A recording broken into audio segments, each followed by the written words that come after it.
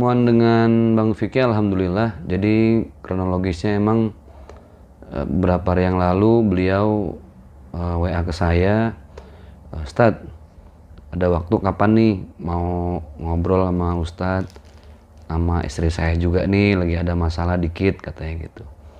Ayo bang, boleh, di mana kita kongko aja gitu kan. Sekalian aja di rumah mertua aneh karena istri lagi di rumah orang tuanya. Oh ya udah. Terus tadi siang janjian, alhamdulillah cukup lama diskusi dan musyawarah kita dari jam 1 siang habis zuhur sampai hampir jam 5, jadi kurang lebih 4 jam pertemuan yang cukup ya panjang durasinya ya, karena ada beberapa argumentasi yang cukup alot. Terus ya Bang Vicky bercerita ke saya panjang lebar, terus istrinya juga cerita, kemudian juga mertuanya Bang Vicky yang lagi sakit juga cerita. Terus ada salah seorang teman mertuanya Bang Vicky juga hadir ikut memberikan masukan. Artinya memang panjang lebar kita diskusi dan alhamdulillah membuahkan hasil. Jadi mudah-mudahan ya kita doakan yang terbaik buat mereka berdua. Perbincangan selama 4 jam tidak sia-sia, alhamdulillah. Bahkan ya beberapa hari ke depan kita mau bikin satu pertemuan lagi insya Allah, karena terakhir tadi sebelum finishing, sebelum kita ngambil kesimpulan dari apa yang kita bicarain, saya bilang ke mereka berdua, termasuk di depan mertuanya Bang Vicky, ya kalau memang buat lebih detail mending dicatat aja gitu. Kayaknya kan perbincangan panjang ini satu masalah belum selesai, kita udah bahas yang lain terus begitu. Jadi nggak tuntas, detailnya tuh nggak selesai. Ya udah tulis aja Mbak Kalina apa yang mau dicatat, maunya Bang Vicky kayak apa gitu kan, dibikin pointers. Terus Bang Vicky juga silakan dicatat maunya gimana. Udah masing-masing coba muhasabah diri, benahin ibadah, perbanyak sedekah lillahi ta'ala, sambil nyatet tuh kemauan masing-masing untuk pasangan apa aja. Bagian dari introspeksi dan evaluasi, karena kalau cuman by lisan tadi yang saya rasain cukup mengawang-awang ya, jadi banyak yang dibahas tapi belum mengkerucut ke solusi dari setiap detail permasalahan. Tapi intinya alhamdulillah permasalahannya sudah rampung. Bang Vicky udah minta maaf juga, istrinya juga sudah minta maaf, sudah saling memaafkan lah. Disaksikan saya juga sama ibu mertua Bang Vicky, ada kerabat juga tadi hadir. Jadi alhamdulillah ya kita doakan mudah-mudahan bisa hidup satu atap lagi, karena sekarang memang banyak hal-hal kecil yang harus dibenahin dulu gitu loh. Jangan sampai nanti udah satu atap tapi masih banyak benalu yang belum disingkirin. Ini singkirin dulu masalah-masalah yang kecil, nanti kalau satu atap insya Allah. Karena bagaimanapun kan yang dicari itu litaskunu ilaiha, supaya merasa tentram ya.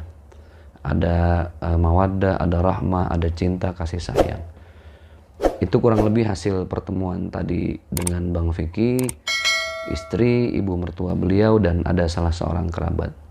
Jadi kita tadi berlima alhamdulillah. Kalau isu perceraian sih tadi saya perhatikan sebenarnya banyak hal yang Bang Vicky ngucapin sesuatu dalam keadaan emosi. Ya namanya keadaan emosi nggak terkontrol gitu ya.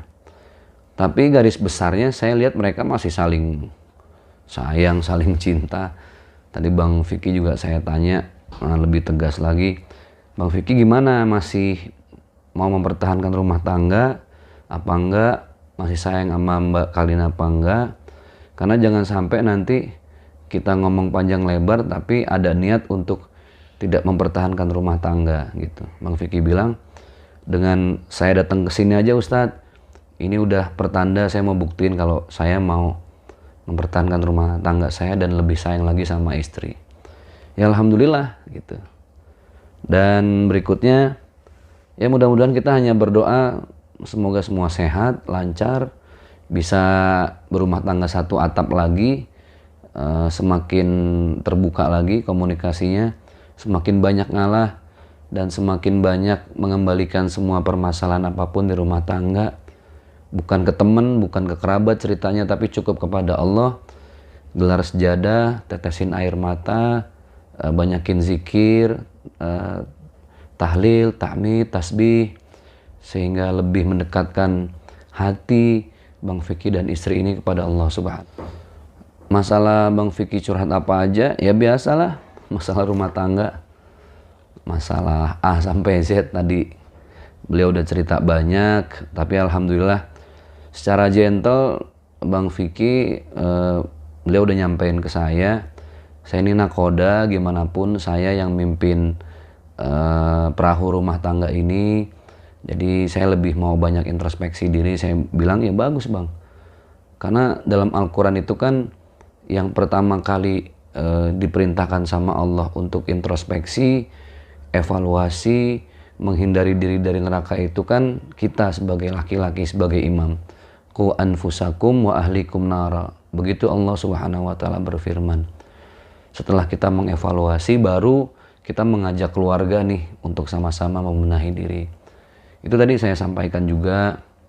Terus ya banyak memang permasalahan yang menurut saya tidak baik juga kalau dikonsumsi secara umum ya. Jadi nanti netizen komen ini itu segala macam. Jadi ada beberapa hal-hal yang memang itu menjadi urusan internal mereka berdua lah, beserta ibu mertua dan kerabat yang hadir di situ. Kalau saya kan di sini posisinya bukan berarti punya rumah tangga yang lebih baik, enggak. Saya juga lagi belajar memperbaiki rumah tangga, jadi imam yang lebih soleh lagi. Ya bukan nasehatin sih ya, kalau pas duduk bareng sama Bang Vicky lebih berbagi pengalaman, saling ngingetin, saling belajar. Intinya curhatan Bang Vicky ya masalah rumah tangga biasa. Tapi saya pesen cooling down, jangan saling ego, jangan saling emosi. Pandang mertua Bang Vicky yang memang lagi perlu banget perhatian khusus ya dari anak dan mantu gitu, dari cucu-cucu. Jadi ya lebih banyak membenahi diri sendiri, mengoreksi ibadah, lebih banyak sedekah. Kalau solusi apa ya, dari rangkaian pembicaraan 4 jam tadi, saya cuma ngingetin bahwa rumah tangga itu kan rumah tangga ini kan bahasa warisan nenek moyang ya, rumah tangga.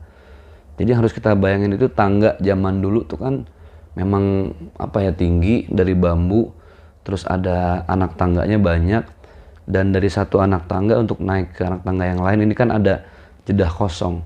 Nah, jedah kosong ini diumpamakan dia seperti kerikil, musibah, ujian, tantangan gitu. Jadi untuk naik itu ya perlu jedah kosong gitu. Perlu diuji dulu, perlu dicoba dulu, tapi jangan turun. Harus makin naik, harus makin naik, harus makin naik. Tapi ingat, semakin kita tinggi naik tangganya, semakin besar anginnya. Jangan menyerah, jangan turun, naik terus.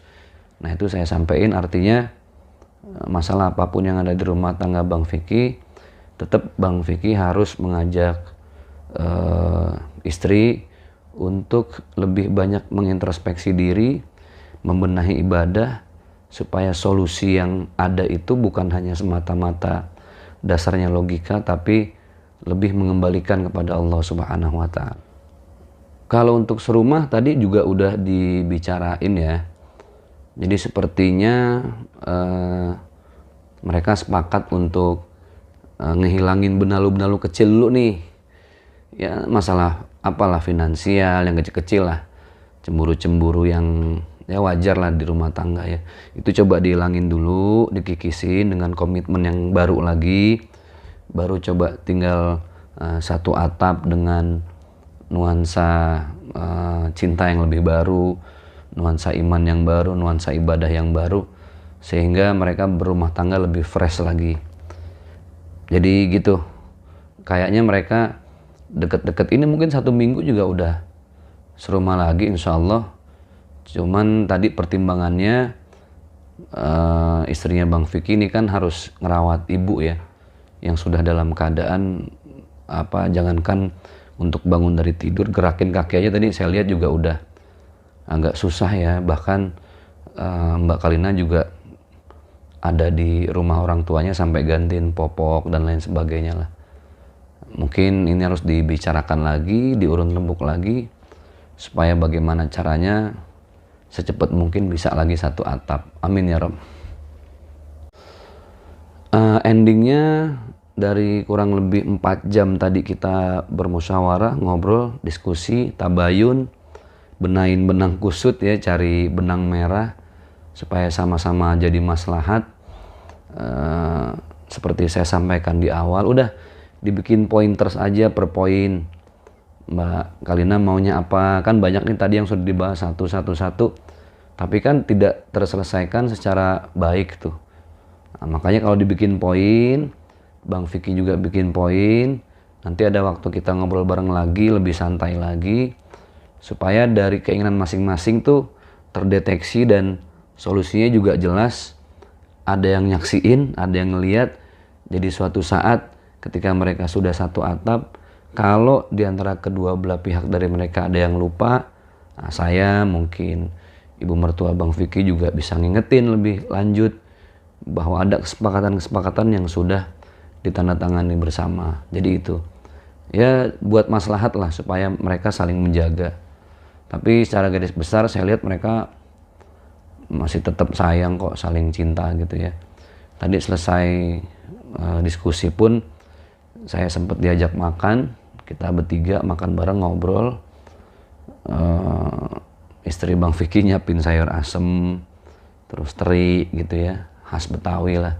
Ada sambal pakai emping, itu khusus disiapkan oleh istrinya untuk Bang Vicky. Artinya kan memang mereka masih saling membutuhkan gitu ya. Cuman karena ego dan gengsi masing-masing aja yang alhamdulillah sudah mulai mencair. Ya, tinggal kita doakan bersama, mudah-mudahan Bang Vicky beserta Mbak Kalina ini rumah tangga yang terakhir ya. Ya mau kemana lagi gitu loh, udah semakin berumur, semakin tua, kalau bukan punya rumah tangga yang ideal, yang sakinah mawaddah warahmah, bekal apa lagi yang mau kita persembahkan untuk Allah nanti sebagai oleh-oleh terindah sepanjang hidup kita dari dunia ini. Betul, keberadaan rumah tangga bisa dirasakan nikmatnya di dunia, sehingga menjadi pasangan sampai di akhirat nanti. Jadi jangan sampai pernikahan yang sakral, sebuah ibadah yang tanggung jawabnya berat di mata Allah, dijadikan main-main hanya untuk sekedar melampiaskan nafsu belaka. Nauzubillah min dzalik. Bismillahirrahmanirrahim. Qala Nabi sallallahu alaihi wasallam, baginda Rasulullah beliau bersabda, "An-nikahu sunnati, faman raghiba an sunnati fahuwa laisa minni." Nikah itu adalah sunnahku. Jadi barang siapa yang tidak mengikuti sunnahku, dia bukan bagian dari umatku. Ini menandakan bahwa betapa Rasulullah sangat memberikan perhatian yang khusus untuk urusan pernikahan, sampai orang menikah ini dikatakan oleh Rasul sudah menyempurnakan separuh imannya. Jadi tidaklah sempurna iman seseorang sebelum dia menikah, karena ini satu hal yang sakral. Jadi satu hal yang sakral ini bukan hanya untuk kenikmatan sesaat ya. Makanya dalam surat Ar-Rum ayat 21 Allah Subhanahu wa taala menjelaskan dengan jelas banget, tegas, fungsi pernikahan itu adalah bagi seorang laki-laki litaskunu ilaiha, agar si laki-laki ini merasa tentram dengan keberadaan istri. Wa ja'ala bainakum mawaddata wa rahmah. Mawaddah wa rahmah itu kan mawaddah cinta, rahmah kasih sayang.